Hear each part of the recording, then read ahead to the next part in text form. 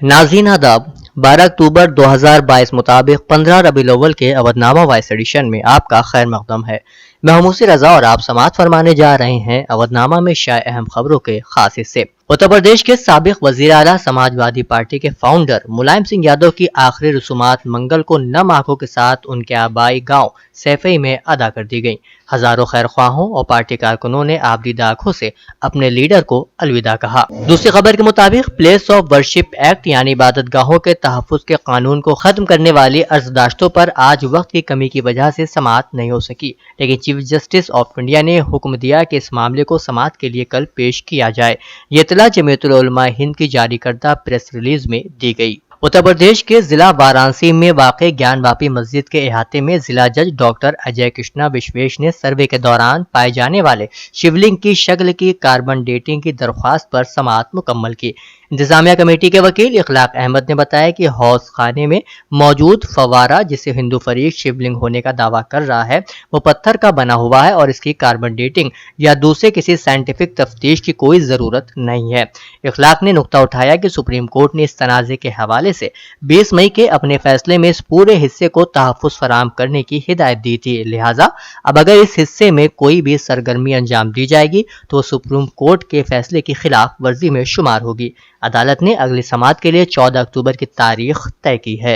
एक और खबर के मुताबिक इलेक्शन कमीशन ने मंगल को एकनाथ शिंदे की क़यादत वाली बाला साहबंची शिवसेना को 2 तलवारें और 1 ढाल का निशान अलॉट किया है। सुप्रीम कोर्ट ने मनी लॉन्ड्रिंग की रोकथाम एक्ट यानी PMLA केस में महाराष्ट्र के साबिक वजीर दाखिला अनिल देशमुख को जमानत देने के मुंबई हाई कोर्ट के हुक्म को चैलेंज करने वाली इन्फोर्समेंट डायरेक्टरेट की दरख्वास्त मंगल को खारिज कर दी। अदालत ने इन्फोर्समेंट डायरेक्टरेट की अर्जी पर गौर करने से इनकार करते हुए कहा कि हाई कोर्ट के हुक्म में मुदाखलत की कोई वजह नहीं है।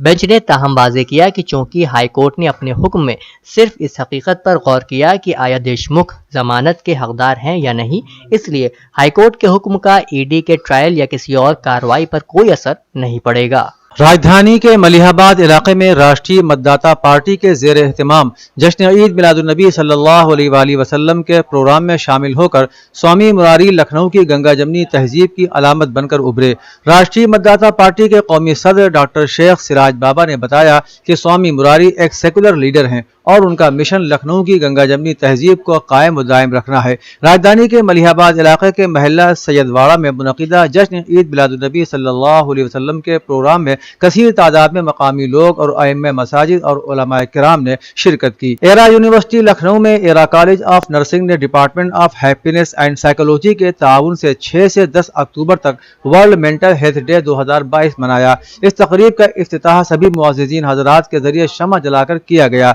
इस्तक़बालिया लेक्चर प्रोफेसर सेबी दास ने दिया। एरा कॉलेज ऑफ नर्सिंग के प्रिंसिपल ने मेंटल हेल्थ की अहमियत के बारे में बताया। Doctor Kushagra Verma assistant era college और अस्पताल के नफ्सियात के प्रोफेसर ने समाज में जहनी बीमारी के बारे में कलंक से लड़ने की अहमियत पर रोशनी डाली और जहनी बहबूद को फरोग देने के तरीके भी बताए। डॉक्टर गजाला जैदी, डॉक्टर मीता घोष, डॉक्टर कृष्ण दत्त ने भी मेंटल हेल्थ के बारे में अपने ख्यालात साझा किए। रियासती हुकूमत ने रवा मालियाती साल 2022-23 में महाराजा सुहेल देव स्टेट यूनिवर्सिटी आजमगढ़ के पहले फेज के तामीरी काम के वास्ते 25 करोड़ रुपए मंजूर किए हैं। इस सिलसिले में महकमा आला तालीम की जानिब से जरूरी हुक्मनामा भी जारी कर दिया गया है। हुक्मनामे के मुताबिक यूनिवर्सिटी के पहले फेज की इमारत तामीर के लिए मंजूर रकम कारगुजार इदारा तामीरात आम्मा महकमा के DCL अकाउंट में जमा की जाएगी। इसके साथ ही इस स्कीम का काम मंजूर लागत में मुकर्ररा मुद्दत में मुकम्मल करने को यकीनी बनाया जाएगा और मुस्तकबिल में स्कीम की कोई भी नजरसानी मंजूर नहीं की जाएगी। ऑल इंडिया पसमानदा मुस्लिम मंच के कौमी सदर जावेद मलिक ने प्रेस रिलीज में बताया है कि 18 अक्टूबर बरोज मंगल को सपहर 4 बजे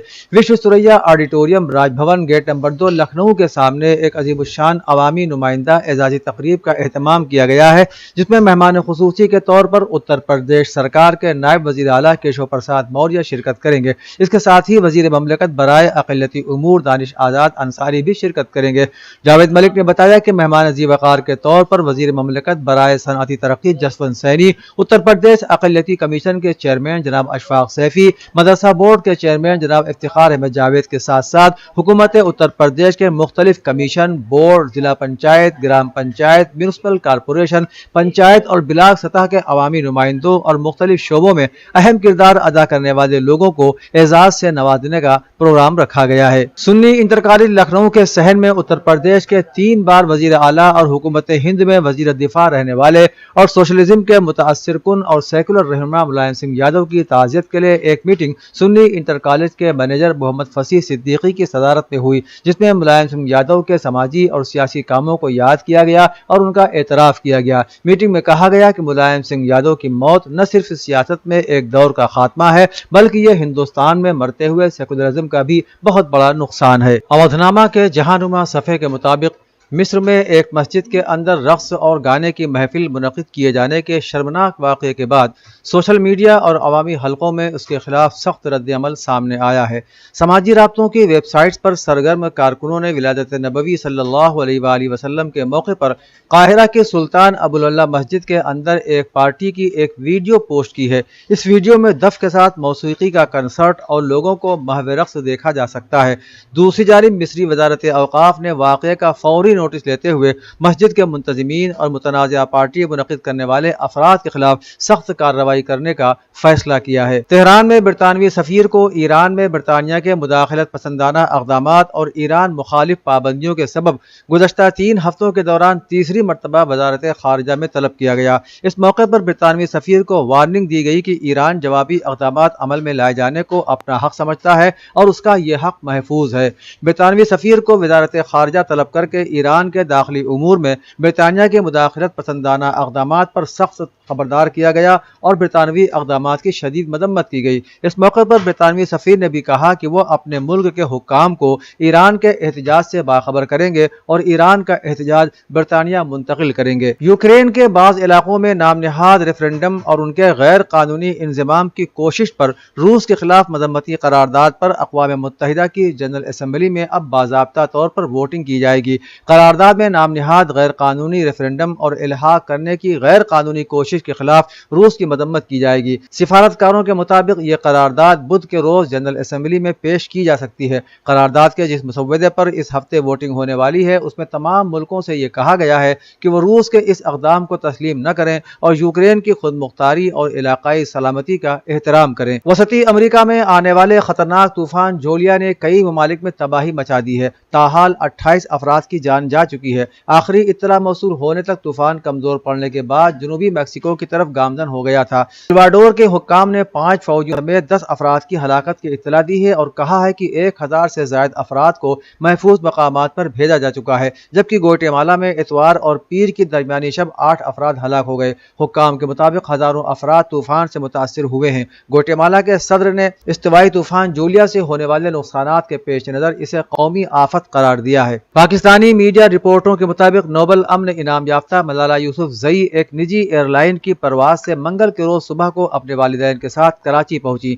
اس دوران ان کی حفاظت کے لیے کراچی ایئرپورٹ پر سخت انتظامات کیے گئے تھے۔ ذرائع کے مطابق ملالہ یوسفزئی پاکستان میں سیلاب سے متاثرہ علاقوں کا دورہ کریں گی۔ انہیں سخت حفاظتی انتظامات میں سیلاب سے متاثرہ علاقوں میں لے جایا جائے گا۔ ملالہ کو خواتین کی تعلیم کے لیے آواز بلند کرنے پر جب طالبان نے نشانہ بنایا تھا اس وقت ان کی عمر صرف 15 برس تھی۔ خواتین کی تعلیم کے لیے ان کی کوششوں کے اعتراف میں انہیں امن کا نوبل انعام دیا گیا۔ 17 برس میں نوبل انعام حاصل کرنے والی وہ سب سے کم عمر ترین شخصیت ہیں۔ اودھ نامہ میں شائع مضامین کو مکمل طور پر پڑھنے کے لیے اودھ نامہ کی ویب سائٹ www.awadhnama.com پر وزٹ کریں اور ای پیپر پر کلک کریں۔